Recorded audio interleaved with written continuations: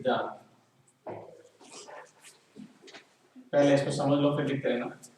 जिसमें हमने पहला पढ़ा था निवृत्ति मार्ग। कौन सा पढ़ा था? निवृत्ति मार्ग। दूसरा हम पढ़ रहे थे निर्वाण, और निर्वाण में फिर हमने तीन चीजें पढ़ी थी। एक पढ़ा था सम्यक दर्शन,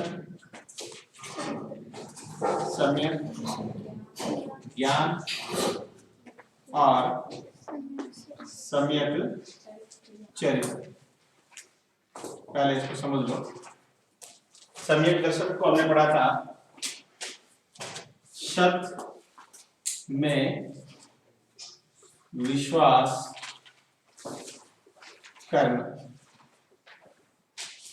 इसके अलावा सत में विश्वास करने के लिए हमने 8 चीजें, जिसमें से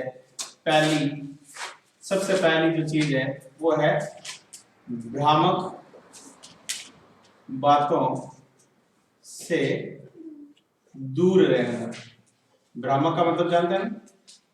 ऐसी बातें जो आपके बारे में की जा रही है लेकिन आपसे उसको कोई फर्क नहीं पड़ता है, भ्रम पैदा करती है। उन चीजों से हमें क्या करना चाहिए? दूर रहना चाहिए। दूसरा, जो सांसारिक जीवन है, इस सांसारिक जीवन में सांसारिक सुखों से दूर रहना। कब तक दूर रहना? जब तक इसकी प्राप्ति नहीं हो जाए। मोक्ष की प्राप्ति, केवल्य की प्राप्ति, और आपके लिए कौन सा रहेगा? केवल और केवल ये वाला। जब तक आपको जॉब नहीं मिल जाए तब तक आप क्या करें? सांसारिक सुखों से दूर रहे, केवल और केवल अध्यापन कार्य करें, अध्ययन करें, अपने लक्ष्य का निर्धारण करें और लक्ष्य के अनुसार आप अपने सुखों का अनुभव करें, बाकी को छोड़ दें। तीसरी चीज है संदेह। संदेह जानते हैं? शक तो जानते हैं? और हाँ, डाउट, बड़ी इंग्लिश अच्छी है। और उसे कहते हैं शंका। क्या कहते हैं? शंका। तो संदेह से या शंका से दूर रहना। कई बार हम फॉर्म वगैरह भर देते हैं और भरने से पहले ही सोचते हैं कि पोस्ट का मेरा नंबर आएगा या नहीं आएगा, तो वो आपका होता है संदेह या शंका होती है। उससे हमेशा क्या रहना चाहिए? दूर रहना चाहिए। फिर है कि जो पूजा पाठ से भी क्या रहना चाहिए? दूर रहना चाहिए। ज्यादा पूजा पाठ करना अच्छी बात नहीं होती। इसके बाद में है जो आपके जितने भी साधु संत है, साधु संतों के बहकावे में नहीं आना। साधु संत वगैरह आते हैं, हाथ दे के बता देते हैं आपके भविष्य में ये है वो है। ऐसी चीजों से हमें क्या हो जाती है? शंका वगैरह उत्पन्न हो जाती है और अपना विश्वास कम हो जाता है। क्या हो जाता है? आत्मविश्वास कम हो जाता है। छठी चीज है जैन धर्म में पूर्ण आस्था। जैन धर्म में पूर्ण आस्था। ये इन चीजों पे अगर आप अमल करेंगे तो आप क्या माने जाएंगे? सत्य में विश्वास करने वाले माने जाएंगे, अन्यथा सत्य में विश्वास करने वाले नहीं माने जाएंगे। ये तो किसका था? सम्यक दर्शन का। दूसरा आपका है सम्यक ज्ञान। सम्यक ज्ञान का मतलब क्या होता है? सम्यक ज्ञान का मतलब समझ लो। सम्यक ज्ञान का मतलब होता है सत और असत। एक होता है सत और दूसरा होता है असत। दोनों का मतलब समझ में आता है? सही और झूठ, सही या गलत, लाभदायक या हानिकारक। सत और असत में भेद करना। भेद का मतलब जानते हैं? अंतर करना। भेद का मतलब होता है अंतर करना। वह व्यक्ति जो सत और असत में भेद करना जानता है वो ज्ञानी माना जाता है। कैसा माना जाता है? ज्ञानी माना जाता है। किसमें? सत और असत में भेद करने वाला। और तीसरा आपका है सम्यक चरित्र। सम्यक चरित्र, चरित्र का मतलब आप जानते हैं, चरित्र का मतलब होता है नैतिक, क्या होता है, नैतिक आचरण, क्या होता है, नैतिक आचरण। इसका मतलब होता है सही काम, क्या होता है, सही काम या सही आचरण। और ये अगर नहीं होगा, अगर होगा तो निर्माण की प्राप्ति हो जाएगी, और नहीं होगा तो निर्माण की प्राप्ति नहीं होगी। व्यक्ति में सम्यक दर्शन, सम्यक ज्ञान और सम्यक चरित्र, इन तीनों का अध्ययन क्यों किया जाता है, निर्माण के लिए। किसके लिए, निर्माण। और निर्माण का अर्थ क्या होता है, निर्माण का अर्थ मोक्ष।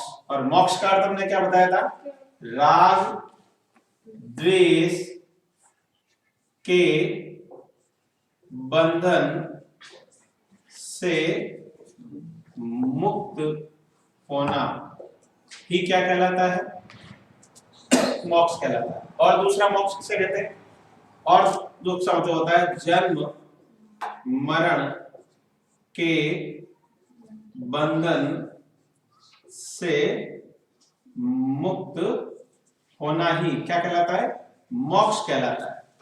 उसके बाद में है कि निर्माण की प्राप्ति के लिए तीन त्रिरत्न बताए गए, इनको हमने क्या कहा था, त्रिरत्न कहा। क्या कहा था, त्रिरत्न। त्रिरत्न कौन कौन से, सम्यक दर्शन, सम्यक ज्ञान और सम्यक चरित्र। इनके अलावा तीसरे नंबर पे जो आता है वो है जीव और अजीव।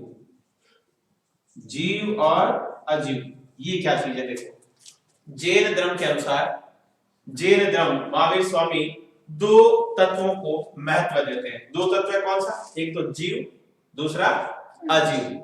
जीव किसे कहते हैं, आत्मा। किसे कहते हैं, आत्मा।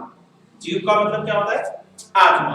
दूसरी चीज, ये आत्मा रहती कहां है, अजीव। अजीव क्या है, अजीव है, अजीव शरीर रूपी ढांचे में निवास करती है, जो हम है।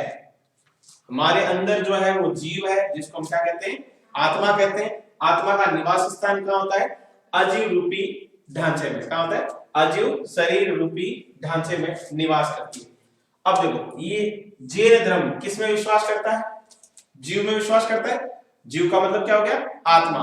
अगर प्रश्न आ जाए जैन धर्म का संबंध है, आत्मा में विश्वास करता है, अजीव में विश्वास करता है, जीव में विश्वास करता है और क्रमवाद में विश्वास करता है।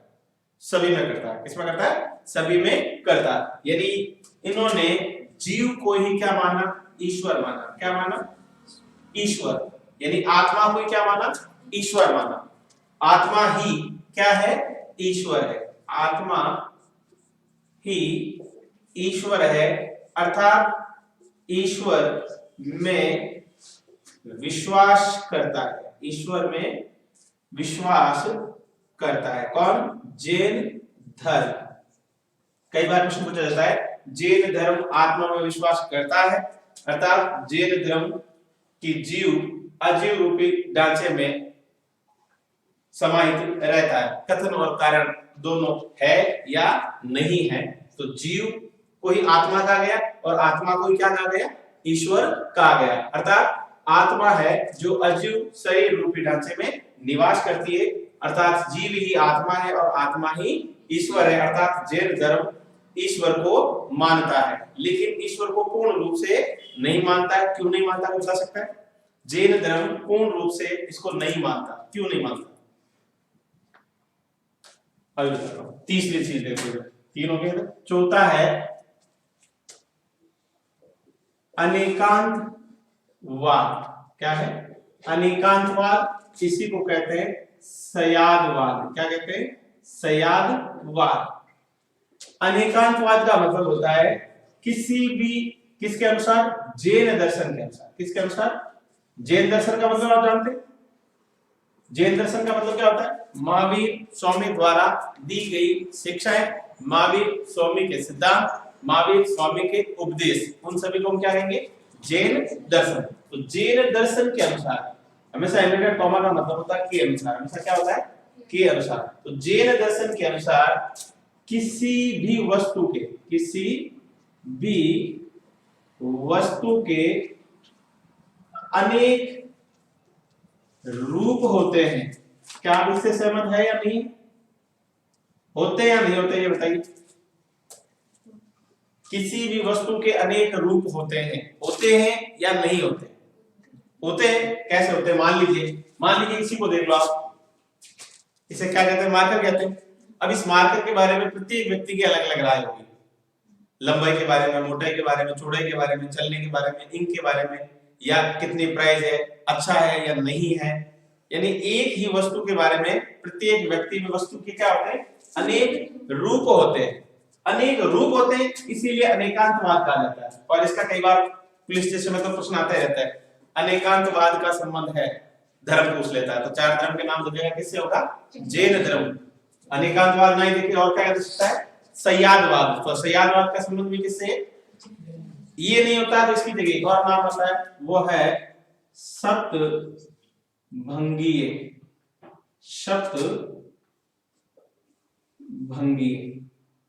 इन तीनों का मतलब एक ही होता है, चाहे अनेकांतवाद कहो, सयादवाद कहो या सप्तभंगीय कहो, तीनों का संबंध किससे होता है? जैन धर्म।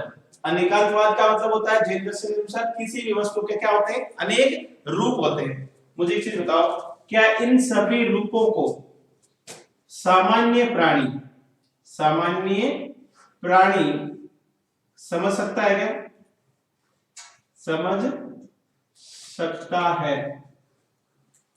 क्या समझ सकता है? सामान्य अनेक रूप का मतलब मान लीजिए आत्मा है। अब इसके बारे में, इसके क्या है? अनेक रूप है। इन अनेक रूपों को क्या हम लोग समझ पाते हैं? हमने आत्मा को कभी देखा? नहीं देखा। आत्मा के बारे में हम कुछ जानते हैं? नहीं जानते। केवल इतना ही बताया है कि जीव ही क्या है? आत्मा है, और आत्मा ही क्या है? ईश्वर है। लेकिन इसके कॉन्सेप्ट को कोई नहीं बता सकता। इसके कॉन्सेप्ट को कौन बता सकता है? हमने आत्मा को कभी देखा ही नहीं, हमने ईश्वर को कभी देखा ही नहीं। मोहम्मद साहब थे, उन्होंने भी कहा कि मैं क्या हूं? पैगंबर का प्रतिनिधि हूं। प्रत्येक जो भी साधु संत है वो आत्मा को समझ सकते हैं। यानी आत्मा को कौन समझ सकते हैं? आत्मा को समझने के लिए ये व्यक्ति, सामान्य प्राणी नहीं समझ सकते, लेकिन कौन समझ सकते हैं? अरहत समझ सकते हैं, केवलियन समझ सकते हैं, जिन समझ सकते हैं या नहीं समझ सकते? मुझे बताओ। पूज्य व्यक्ति, केवलियन, जिनको पूर्ण ज्ञान प्राप्त हो गया, जिन जो विजेता है, ये व्यक्ति समझ सकते हैं, ये व्यक्ति समझ सकते हैं। लेकिन सामान्य प्राणी इसको नहीं समझ पाते। क्यों नहीं समझ पाते? नहीं समझने के अलग अलग रूप है। पहला रूप क्या है नहीं समझने के कारण? पहला है पेन है या मार्कर है, ये तो सबको पता है और यहां तक इसके बारे में सभी कुछ जान सकते हैं। दूसरी चीज, मैंने कहा पेन है, आपने कहा नहीं है। आपने क्या कहा? नहीं है। पेन नहीं है, ये तो क्या है? मार्कर है। दूसरा कॉन्सेप्ट भी आप समझ गए, लेकिन तीसरी चीज आप नहीं समझ पाएंगे। तीसरा कह रहा है नहीं है, नहीं है भी और नहीं भी है। पेन है और नहीं है, यानी पेन तो है लेकिन कैसा चलता है? जड़ा चलता है, मोटा चलता है। इसकी हाइट महंगा है या इंक बार बार डालनी पड़ती है और ऊपर से खराब होने के बाद वापस चलता नहीं है, रिफिल चेंज नहीं कर सकते। तो है या नहीं है? मैं वापस बोल रहा हूं, अनेकांतवाद का मतलब होता है किसी भी वस्तु के क्या है? अनेक रूप है। उन अनेक रूपों को क्या सामान्य प्राणी समझ सकता है?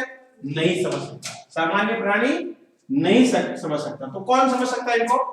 अर्थ, केवलिन या जिन या विद्वान या जो महान पुरुष है, वही इस स्वरूप को समझ सकता है, बाकी कोई नहीं समझ सकता। नहीं समझने का कारण कि पहले तो वो क्या कहता है कि कोई वस्तु है, तब तक ठीक है, हमने कह दिया कि आत्मा है, हमने समझ लिया। फिर एक व्यक्ति ने कहा आत्मा नहीं है, तो हम कंफ्यूज हो गए ना। मैं कह रहा हूं कि आत्मा है, मेरी जगह कोई दूसरा आदमी कह देगा आत्मा नहीं है, तो आप क्या हो जाएंगे? कंफ्यूज हो गए, यहां संदेह की स्थिति में जाओगे। लेकिन फिर तीसरा है, उसने बोला है और नहीं है और नहीं है। चौथा व्यक्ति आता है कहा नहीं जा सकता, कहा नहीं जा सकता। पांचवा व्यक्ति आया है किंतु किंतु कहा नहीं जा सकता।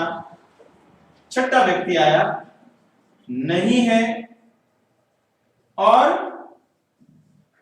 कहा नहीं जा सकता। यानी इतनी सारी चीजें इसमें होने के कारण, इसके अनेक सारे रूप होने के कारण सामान्य व्यक्ति इस अनेकांतवाद को समझ नहीं पाता। लेकिन अर्थ, केवलिन, जिन या विद्वान या महान पुरुष इन सभी के उत्तर दे देता है, इसलिए वो इस अनेकांतवाद को समझ लेता है। इसीलिए उनको क्या कहा गया? महान कहा गया, केवलिन कहा गया, निर्वाण की प्राप्ति उनको हुई, उनकी मोक्ष की प्राप्ति हुई, इसलिए उनको अर्थ कहा गया, केवलिन कहा गया और जिन कहा गया। ये परीक्षा में इसका छोटा कई बार प्रश्न आता ही आता है। अनेकांतवाद पर टिप्पणी लिखिए या संयागवाद पर टिप्पणी लिखिए या सप्तभंगी पर टिप्पणी लिखिए। उसका उत्तर, तीनों का उत्तर एक ही रहेगा। मैं वापस बोलता हूं कैसे लिखना है। जैन दर्शन के अनुसार किसी भी वस्तु के अनेक रूप होते हैं, उन अनेक रूपों को सामान्य प्राणी समझ नहीं सकता। उन्हें केवल और केवल अर्थ, केवलिन, जिन, महान पुरुष या विद्वान ही समझ सकते हैं। विभिन्नता में अनेक रूप होने के कारण है, नहीं है, नहीं है, कहा नहीं जा सकता, है किंतु कहा नहीं जा सकता, नहीं है और कहा नहीं जा सकता। इतने अनेक रूपों को सामान्य प्राणी नहीं समझ पाता, इसीलिए इन्हें केवल और केवल अर्थ, केवलिन या जिन ही समझ पा सकता है। पांचवी चीज, पांचवी है ईश्वर,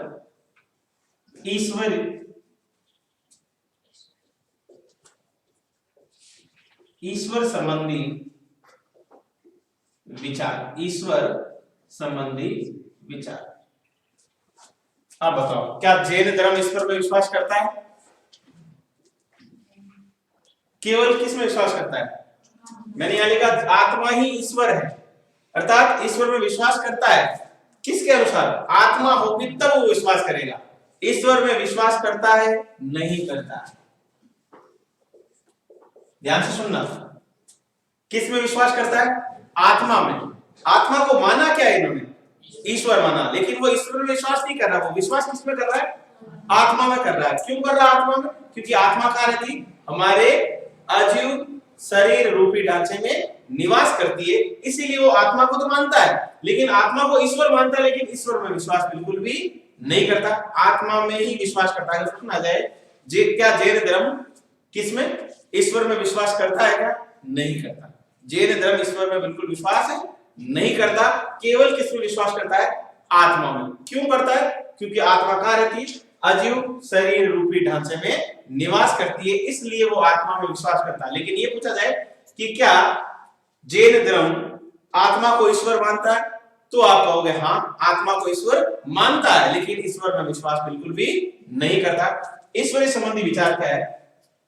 ये कहता है कि जो सृष्टि है, सृष्टि का मतलब आप जानते हैं, जिस पर हम निवास कर रहे हैं, जो पृथ्वी है, क्या है? पृथ्वी, जिसे हम क्या कहते हैं? सृष्टि कहते हैं। क्या कहते हैं?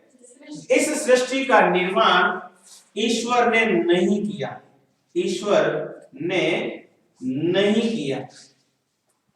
ऐसा क्यों कहा, बता सकते हो आप? मैं वापस बोल रहा हूं, जैन धर्म के महावीर स्वामी ने ईश्वर या सृष्टि का निर्माता ईश्वर को नहीं माना। हम कहते हैं ना कि सृष्टि को किसने बनाया, तो हम लोग क्या कहते हैं? भगवान ने बनाया। ये कहते हैं ईश्वर ने बनाया। लेकिन जैन धर्म क्या कहता है? इस सृष्टि या पृथ्वी का निर्माण किसने नहीं किया? ईश्वर ने नहीं किया। ऐसा क्यों कहा, बता सकते हो? ऐसा इसलिए कहा कि ये जो सृष्टि है, ये जो सृष्टि है,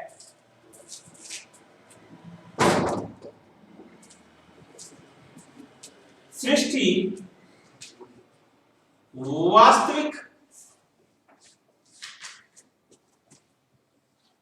वास्तविक है। सृष्टि क्या है?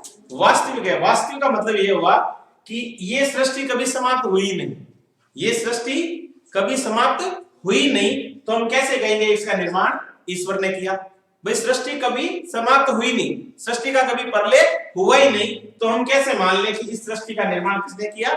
ईश्वर ने। अगर सृष्टि का प्रलय होता, ये पृथ्वी समाप्त होती और फिर इसका निर्माण होता, तो हम मान लेते इसका निर्माण किसने किया? ईश्वर ने। लेकिन जैन धर्म क्या कहता है कि सृष्टि क्या है? वास्तविक है। इसका इसका विनाश इसका विनाश कभी नहीं हुआ था, कभी नहीं हुआ था, इसलिए ये ईश्वर में विश्वास नहीं करता। अगर प्रश्न आ जाए जैन धर्म ईश्वर में विश्वास क्यों नहीं करता, इसलिए नहीं करता है कि ये जो सृष्टि है, जो पृथ्वी है, वो कैसी है, वो वास्तविक है। कैसी है? वास्तविक। इसका कभी विनाश हुआ ही नहीं, और विनाश भी नहीं हुआ तो इसका निर्माण ईश्वर ने कैसे किया होगा, इसलिए ईश्वर संबंधी विचार भी नहीं मानते। एक बार बता दो, इसका भी कई बार प्रश्न आता है। इसके बाद में है वेदों को मान्यता नहीं देना। बता सकते हो कि इन्होंने वेदों को मान्यता क्यों नहीं दी? हिंदू धर्म यानी वैदिक सभ्यता में सबसे प्राचीन जो ग्रंथ है वो कौन सा ग्रंथ है? वेद है। हिंदू धर्म में वेदों को पवित्र माना जाता है, फिर भी जैन धर्म के महावीर स्वामी ने वेदों को मान्यता नहीं दी। क्यों नहीं दी? वेदों को मान्यता नहीं दी, इसका कारण क्या है? कारण यह है कि सबसे पहले इसके अंतर्गत पहली चीज है वेदवाद। क्या है? नंबर एक इसमें क्या चीज है? वेदवाद। दूसरा इसमें है यज्ञवाद। क्या है? यज्ञवाद। और तीसरा इसमें है कर्मकांड। क्या है? कर्मकांड। ध्यान से सुनना। पहली क्या चीज है? वेदवाद। दूसरा क्या है? यज्ञवाद। तीसरा क्या है? कर्मकांड। किसके अंतर्गत? वेदों में। किसमें? वेदों में कौन कौन सी चीजें? पहला तो वेदवाद खुद, दूसरा यज्ञ होते, तीसरा कर्मकांड। ध्यान से सुनना। इन्होंने कहा कि जो वेद है इनकी जो रचना हुई थी वो रचना ईश्वर ने नहीं की। ईश्वर ने नहीं की। जबकि हम लोग क्या कहते हैं कि वेद अपौरुषीय है। क्या कहते हैं? अपौरुषीय। ये कहते हैं ना कि पुरुषों द्वारा नहीं लिखे गए। वैदिक धर्म में क्या कहते हैं? वेदों को क्या कहते हैं? अपौरुषीय। क्या कहते हैं? अपौरुषेय। अपौरुषेय का मतलब होता है इनकी रचना पुरुषों ने नहीं की। इनकी रचना सामान्य पुरुषों ने नहीं की। अर्थात फिर किसने की? फिर हम क्या कहते हैं किसने की थी? ईश्वर ने की या देवताओं ने की थी। लेकिन जैन धर्म के महावीर स्वामी क्या कहते हैं कि वेदों की रचना ईश्वर ने नहीं की। ईश्वर ने नहीं की, वरन किसने की थी? मनुष्य ने की थी। किसने की थी? मनुष्य ने। पहला कारण क्या बताया विश्वास नहीं करने का? कि वेदों को हम क्यों माने? वेदों को किसी ईश्वर ने तो लिखा नहीं। वेदों की रचना ईश्वर से न तो की नहीं, केवल किसने की थी? मनुष्य ने की थी। इसलिए हम वेद को नहीं मानते, वेद को मान्यता नहीं देते। दूसरा कारण क्या बताया? यज्ञ बताया। क्या बताया? यज्ञ। पहली चीज जो यज्ञ होते हैं, पहली चीज तो वो खर्चीले होते हैं। कैसे होते हैं? खर्चीले। दूसरा इसमें बलि दी जाती है। क्या दी जाती है? बलि दी जाती है, यानी हिस्सा होती है। क्या होती है? हिंसा होती है। इसलिए भी हम इसको नहीं मानते। तीसरा कर्म। तीसरा ये कहता है कि मनुष्य जो होता है वो अपनी उन्नति और अवनति, उन्नति और अवनति दोनों स्वयं के कर्म पर निर्भर करती है। स्वयं के कर्म पर निर्भर करती है। करती है नहीं करती? मानते हो आप? आप अगर पढ़ाई नहीं करेंगे तो क्या पास हो जाएंगे? आप अगर कॉपी पर नहीं लिखेंगे तो पास हो जाएंगे? नहीं होंगे। इसका मतलब किस पर विश्वास करते हैं? कर्म पर। यानी व्यक्ति अपने भाग्य विधाता स्वयं होता है। व्यक्ति अपने ही कर्मों के द्वारा अपनी उन्नति करता है और अपनी अवनति करता है। अवनति किसे कहते हैं? अवनति का मतलब क्या होता है? अवनति का मतलब उन्नति नहीं होना। उन्नति का मतलब आस्वादन संपन्न होना। कर्मों के द्वारा काम नहीं करेंगे तो घर वालों के कितने पैसे खाएंगे? 1 साल, 2 साल, 10 साल, 15 साल, उसके बाद तो पैसे क्या हो जाएंगे? खत्म हो जाएंगे। आपकी क्या प्रारंभ हो जाएगी? अवनति प्रारंभ हो जाएगी। इसीलिए जैन धर्म के महावीर स्वामी ने क्या कहा था कि मनुष्य की उन्नति और अवनति दोनों स्वयं के कर्म पर निर्भर करती है, जबकि वैदिक धर्म क्या कहता है कि आपको उन्नति प्राप्त करनी है तो क्या करना पड़ेगा, आपको यज्ञ करना पड़ेगा। क्या करना पड़ेगा, यज्ञ करना पड़ेगा। इसलिए भी इन्होंने वेद को मान्यता नहीं दी। तो जैन धर्म द्वारा वेदों को मान्यता नहीं देने के 3 कारण है। पहला कारण वेदवाद, वेद का मतलब महावीर स्वामी ने कहा कि वेदों की रचना ईश्वर ने नहीं की। किसने की, मनुष्य ने की, तो हम वेदों को क्यों माने। दूसरी चीज, वेद में क्या है, यज्ञवाद है, और यज्ञ हमेशा कैसे होते हैं, खर्चीले होते हैं, इसमें बलि दी जाती है, हिस्सा होती है। जबकि जैन धर्म किसको मानता है, जैन धर्म किसको मानता है, अहिंसा को। किसको मानता है, अहिंसा को। इसलिए भी इन्होंने वेदों को मान्यता नहीं दी। तीसरा कर्म काल, इन्होंने कहा अगर आपको कर्मों के द्वारा फल प्राप्त करना है तो आपको क्या करना पड़ेगा, यज्ञ करना पड़ेगा। आपको उन्नति प्राप्त करनी है तो आपको क्या करना पड़ेगा, यज्ञ करना पड़ेगा। जबकि जैन धर्म कहता है कि व्यक्ति अपने कर्मों के द्वारा स्वयं ही अपनी उन्नति और अवनति निर्धारित करता है, अर्थात कर्मों के द्वारा व्यक्ति स्वयं अपना भाग्य विधाता होता है। अपना भाग्य आप स्वयं लिख सकते हो। आप बिना पढ़ाई करके देख लो किसी में नंबर आ जाए, तब तो आप मान लेना कि यज्ञ के द्वारा, कर्मकांड के द्वारा, भोपों के द्वारा, तंत्र मंत्र के द्वारा आप नौकरी प्राप्त कर सकते हो। होता है आजकल गांव में सबसे ज्यादा होता है भोपे वगैरह, तो हर घर में आपको कहीं ना कहीं तंत्र मंत्र विद्या डाले हुए मिल ही जाएंगे। इसके बाद 7वां है आत्मा तो करवा दिया मैंने, हो गया उसका। तो अब है जैन धर्म का व्यापक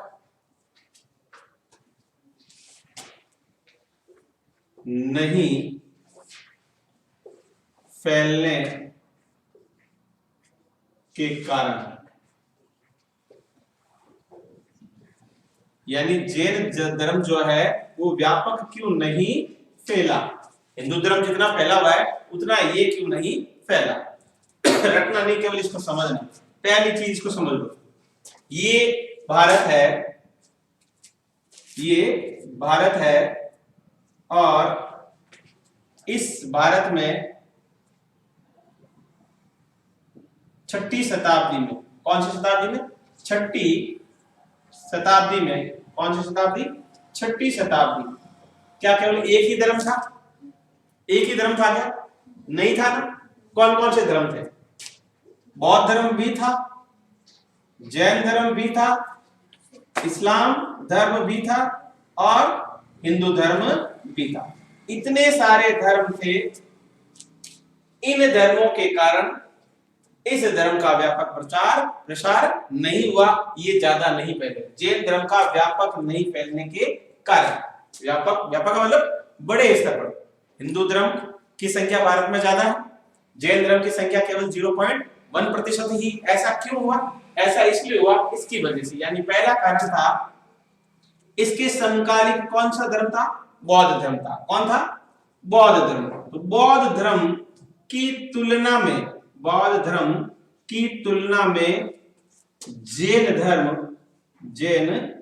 धर्म का व्यापक प्रचार प्रसार नहीं हुआ। समझ में आया, यानी जितना जैन धर्म बौद्ध धर्म का प्रचार हुआ उतना इसका प्रचार नहीं हुआ, लोगों तक इसके उद्देश्य पहुंचे ही नहीं जैन धर्म के, इसलिए लोगों ने जैन धर्म ग्रहण नहीं किया। पहली चीज।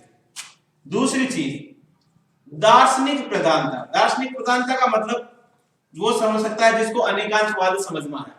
दार्शनिक प्रधानता, दार्शनिक प्रधानता का मतलब समझ में आया। दार्शनिक प्रधानता का मतलब ये कि एक फैक्ट पर, मान लीजिए आत्मा पर ही आपसे विचार विमर्श किया जाए, आत्मा पर विचार विमर्श किया जाए तो क्या हमें समझ में आएगा, नहीं समझ में आएगा। क्यों नहीं समझ में आएगा, कि सामान्य प्राणी नहीं समझ पाते। उनको कौन समझ पाते हैं, जो विद्वान है, जो जिन है, जो कैवलिन है, वही उनको समझ पाते हैं। सामान्य व्यक्ति, अगर आपको कह दिया जाए कि भगवान है, भगवान का ये आकार है, भगवान मुझे ये चीजें कहते हैं, भगवान का मैं पैगंबर हूं, उनका दूत हूं, क्या हमें इसी समझ में आएगी, नहीं आएगा। मानेंगे नहीं, या तो मानेंगे नहीं, या फिर पूरे के पूरे पाखंडी बन जाएंगे।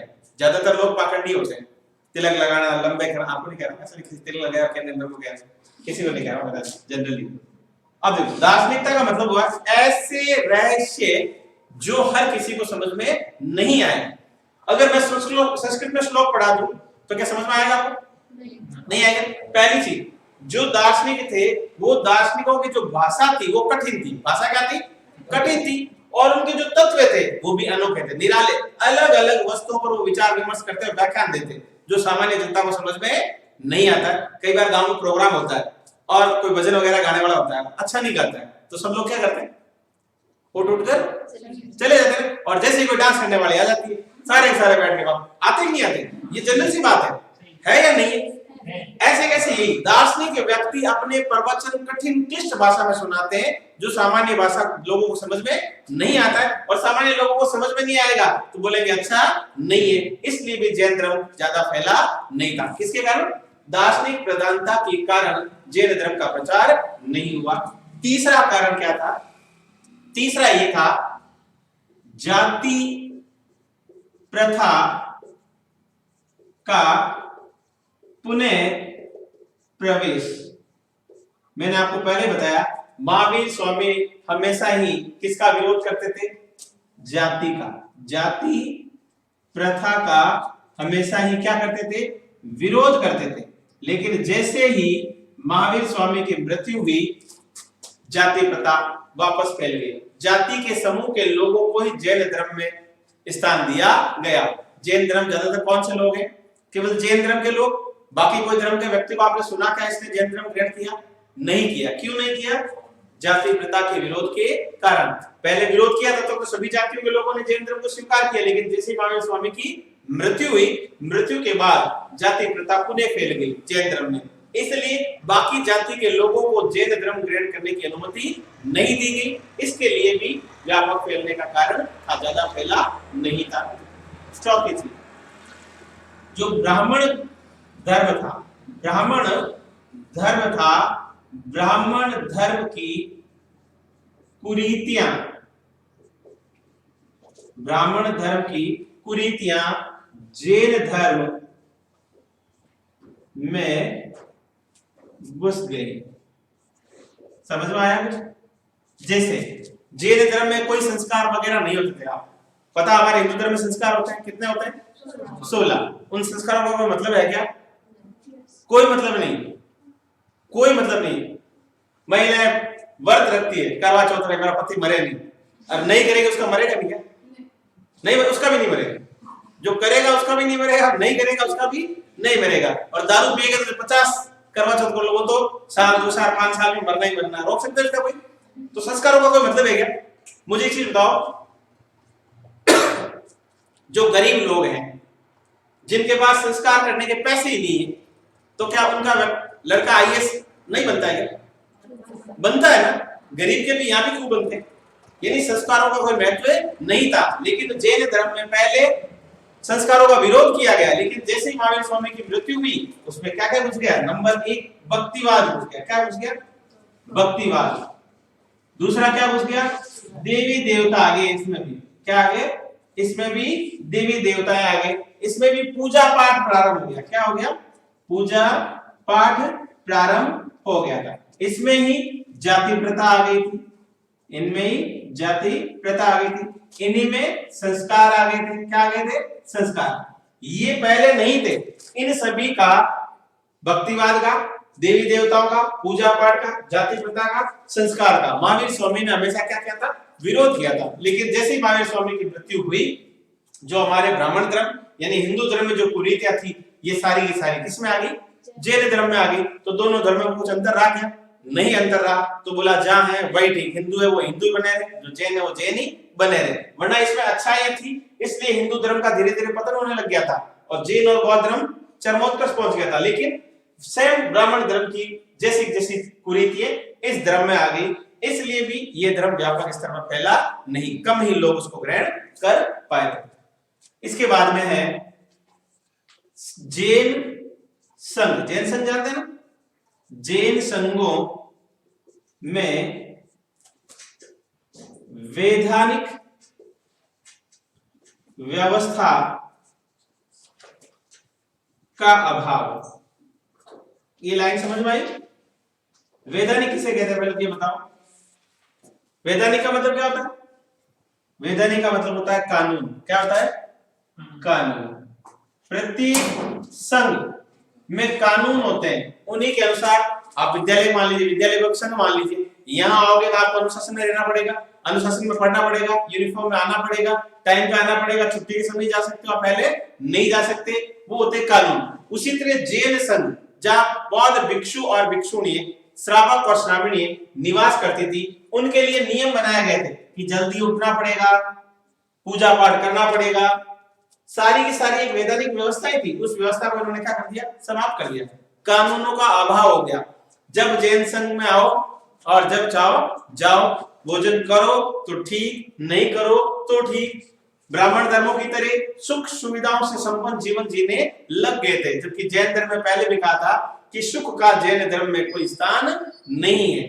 वास्तविक सुख जीने में नहीं है, शरीर को त्यागने में है। ये किसने कहा था? जैन धर्म में। जबकि हमारा हिंदू धर्म क्या कहता है? वास्तविक सुख किसमें है? भौतिक सुख सुविधाओं के द्वारा जीवन को जीने में। और जबकि इसका विपरीत जीने में नहीं, केवल शरीर त्यागने में मोक्ष किसने बताया? जैन धर्म में। तो वैधानिक नियम यानी कानून बिल्कुल भी नहीं थे, संघों के कोई नियम नहीं थे। वेदांत को आप नियम समझ सकते हो। क्या नहीं थे? नियमों की कमी थी। क्या थी? नियमों की कमी के कारण भी संघ। और लास्ट सातवां जो था वो था जैन संघों का गिरता नैतिक चरित्र। नैतिक चरित्र। धीरे धीरे संघ में महिलाओं को भी शामिल कर लिया गया, जिसके कारण जैन संघ के भिक्षु और भिक्षुणियों का नैतिक चरित्र गिर गया था, जिसके कारण भी जैन धर्म का पतन प्रारंभ हो गया। ठीक है।